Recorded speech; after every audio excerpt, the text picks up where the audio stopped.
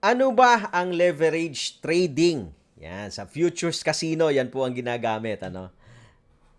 Okay, explain natin. Bago kayo sumabak, kailangan naintindihan nyo muna yung sinasabak nyo. Okay, mahirap naman nung papasok kayo, hindi nyo alam kung sino kalaban nyo, ano yung ginagawa nyo, no, mga titos at titas. So, leverage trading is, in the most basic sense, is any type of trading that involves borrowing of money or otherwise increasing the number of shares involved in a trade beyond the number of shares you could afford paying in cash. No? Leverage or derivatives trading po, no? Ang tawag po dyan, ano? Mga titos and titas. So, ito po, ibig sabihin, maliit yung capital mo, pero you leverage your small capital by borrowing. Hihiram po kayo dun sa exchange. Biro mo, saan ka nakakita na ikaw pauutangin ka para makapag-casino? Diba? Pauutangin ka ng exchange para makabili ka ng mas marami pang shares more than that you can afford. Okay, so minumultiply mo yung small capital mo, okay, by 5x, 10x, 10 times, no? 20 times, 30 times, hanggang 125 times. Imagine, no? Imagine if you just have $100, no? And mag-leverage ka ng 100x or 100 times, mga titos and titas. So, ita-times mo 100 by 100. So, tumaya ka ng ilan? 1,000. 1,000. 100. Hindi lang. 100 times 100 is 10,000. Diba? So, para kang tumaya ng $10,000 doon sa $100 mo.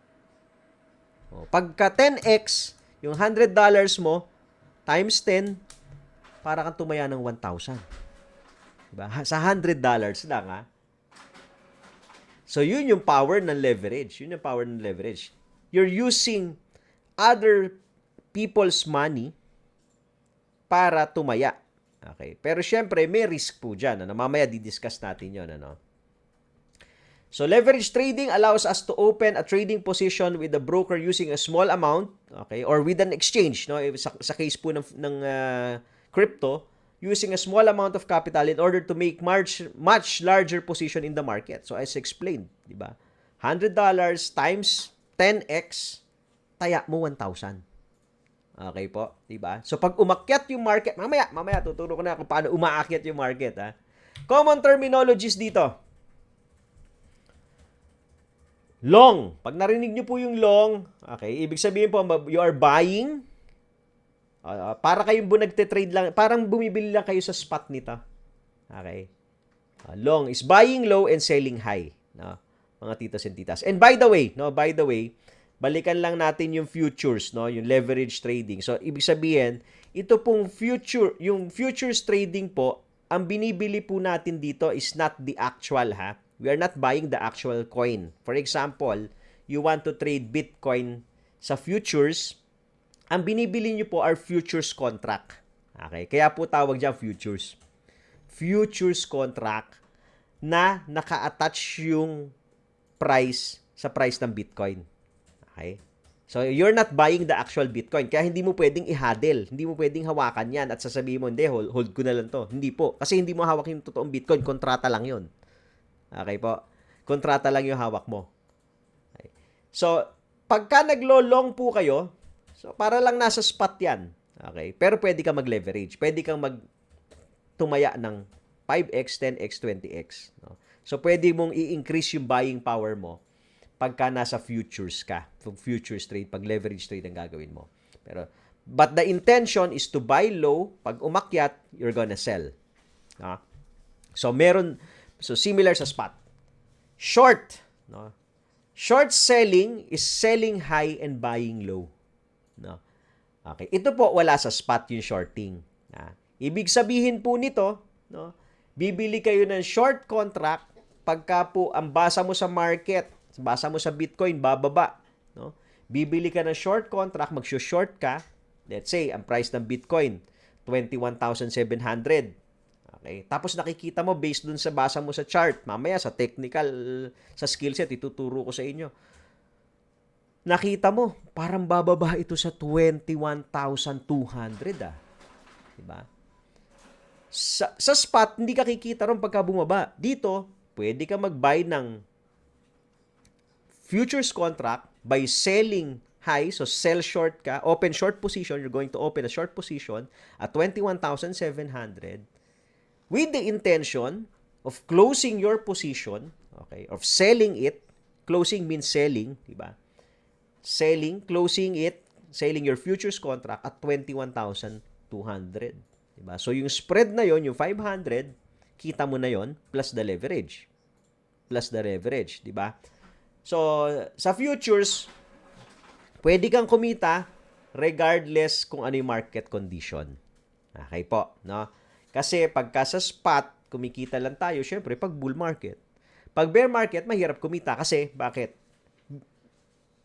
Pag sa spot kasi, puro long lang. Buy low, sell high. Pababa yung market eh. Diba? So, medyo challenging kumita pagka sa spot, pag magte-trade kayo. Sa futures, kahit anong klase ng market, pwede kang kumita. Kasi pwede kang mag-short selling. And liquidation. Ito pinaka-importante na maintindihan nyo po. No? Liquidation is forced closing of trader's position due to partial or total loss of the trader's initial margin. So, ito po isa sa mga risk na involved, no? Kasi, remember, meron tayong inutang, no? Meron po tayong using leverage trade, meron tayong inutang para lumaki yung taya natin. So, meron pong risk yon. Ibig sabihin, kapag ka po tinamaan yung liquidation price natin, so pagka nangutang ka, bibigyan ka na ng taning nung pinangutangan mo. Sabihin sa'yo, halimbawa, nangutang ka ng 10x, no? So, ibig sabihin, meron kang $100. Kaninang example, may $100 ka, nangutang ka ng 10x. So, naging 1,000 yung taya mo. Ni-leverage mo ng 10x, di ba? So, naging 1,000.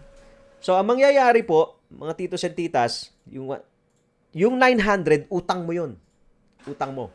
Sasabihin sa'yo ng pinagkautangan mo, oy, balik mo na sa akin yung inutang mo pagka ganito, bumaba yung presyo sa ganito. Let's say, naka-long ka, no? Example na lang, naka-short ka, katulad kanina, 21,700, di ba? Nag-short ka, naka-10x ka. Yung 100 mo, naging 1,000. Ang taya mo. 900 utang doon. Sasabihin sa'yo na pinagkautangan mo, 21,700 ka bumili, ha? Pag dumating yan ng 21,900, okay, kukunin ko na yung taya mo. Dili-liquidate na kita. Depende po yan, dun sa leverage na ginamit nyo. Example lang yan, ha? Sasabihin sa'yo, Tito, pagka umabot yan ng 21.9, na akin na yung taya mo. Dili-liquidate na kita kasi pinautang kita eh. Diba? Pero kung bumaba yan, syempre, tapos nag-take profit ka, sa'yo yan, kikita ka. Using yung pera ko. Pero pagka tumaas yan, ililiquidate kita. Pag umabot yan at a certain liquidation price ang tinatawag. No? Pinapakita pa naman po yan, no, mga titos and titas. Makikita nyo yan at pwede nyo rin pong i-compute. Kaya mamaya, again, ituturo natin. Yan. Tatlo na yan. Tatandaan nyo po. Long, short, and liquidation. So, wag kakalimutan yung liquidation, ha? Kaya yan, importante yan. Hindi katulad to ng spot na pwede mong pabayaan, eh. Diba sa spot, pwede, sige, iwan ko na lang po yan. Kasi baka bumalik naman. Swerte mo, pag bumalik, tas minsan kumita, aakyat pa, di ba? Dito, hindi eh. Pagka inabot yung liquidation price mo, tapos, bumalik yung presyo, wala na, liquidated ka na. Kinuha na yung taya mo, pero bumalik yung presyo doon sa entry mo. Di ba? Wala na. Sarado na yung position mo. So, napaka-importante na risk management po, mga titos and titas. Ha? Kaya tuturo din natin yan. Huwag kayong mag-alala.